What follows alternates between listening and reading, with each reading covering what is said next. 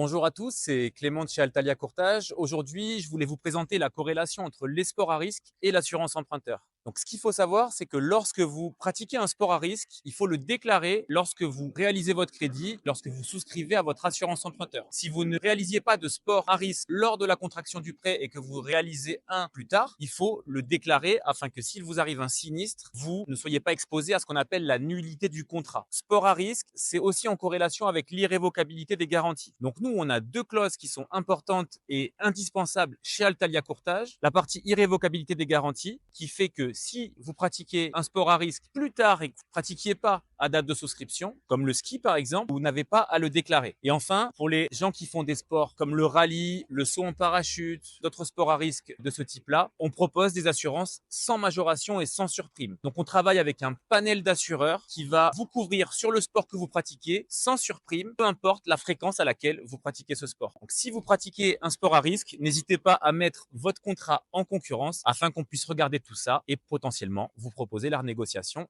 et des économies.